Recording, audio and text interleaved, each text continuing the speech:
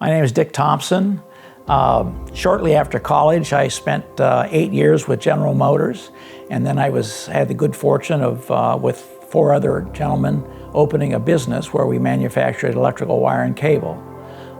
Shortly after that, I guess 13 years after that, I retired and we moved to Kinsman, where we raised our family. First time we saw the property, we had learned of the property while we were in Warren. We were told that there was a home in Kinsman that offered Sunday-only dinners in the afternoon, and so we were intrigued by that and drove to Kinsman, found the home, this home, and had dinner, and little did we know that one day we would end up with this property.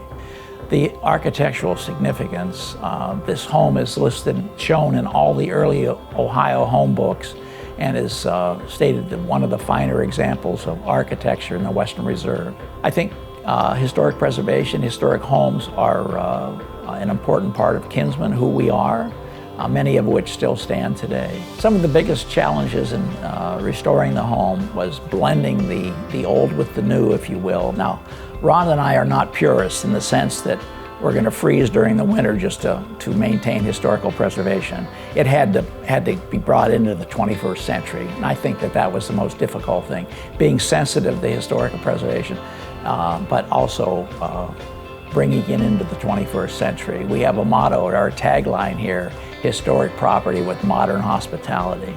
Let me go all the way back to our Great Depression in our country in the 1930s. In an effort to create employment, our government sent architects and draftsmen into the countryside in an effort to create employment and documenting certain significant historic structures. Kinsman is lucky to have 2, the Presbyterian Church as well as the Allen House, both built by the same builder, Willis Smith. Now those drawings are archived in the Library of Congress. And what is significant about that is if there were any questions we had during the reconstruction process, all we do is type in the Library of Congress, type in Kinsman, and up comes the Allen House. And so from an accuracy standpoint, that's what we refer to many times. Seeing the finished restoration, of course we got to see it over the course of 3 years, but when the project was complete, it was with great satisfaction. I know you're not supposed to think like that, but I mean, we had to. With 3 years, 25 subcontractors, with great satisfaction. And I think the thing, as we blended the old with the new, and people were able to enjoy the property, not just Rhonda and I. What was struggled with was what to do with it, if you will. We had bought it with the idea that we wanted to make sure that it stayed in Kinsman. It was so significant architecturally that our fear was somebody would dismantle it and take it away, and it belonged to Kinsman. And so but having said that, what do you do with it? We had many suggestions from the community, and I put my business hat on, and not all of them were viable, if you will. So the idea that we could create a restaurant, a bed and breakfast, and an event center, we thought maybe all 3 business units could work.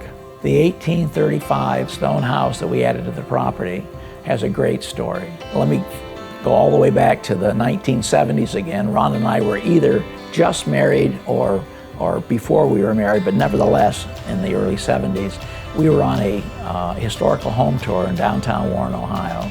And we were talking to a gentleman who said there was a stone house that was located in the Kinsman area, was abandoned, and as he described it, we were intrigued. That afternoon, we drove and found the house sitting in a farmer's barnyard, abandoned. And so at that point, we were just getting started in our life and did not have the resources to do anything, but never forgot that house was there. And so fast forward to 1995, we reapproached the owners at that time, and they said the house could be purchased with one stipulation: it had to be moved. So we thought, oh, wow, no big deal, we'll move it, right? Well, it was a big deal. So we numbered all the stones and took lots and lots of photographs, and then dismantled the house stone by stone and stored it in one of our fields, not knowing, again, what to do with it. But we were not involved at the inn property at that time. 2023, we decided that the stone house would fit perfect on this property. And so we started this construction and finished it in October of 2024, and it provides 4 more suites for our bed and breakfast. I think that people like to be immersed in history, if you will, to a certain extent. Again, I mentioned that we're not purists, and they got to be comfortable. There's got to be more than hot water, and they got to be comfortable. So I think that's what we did, and I think we successfully blended history with modern hospitality. Agriculture is still a very important part of our economy here in Kinsman. Many times guests that will be coming from out of the area driving up to the inn or to the inn comment how beautiful it is out here. We consider a cornfield a garden, if you will.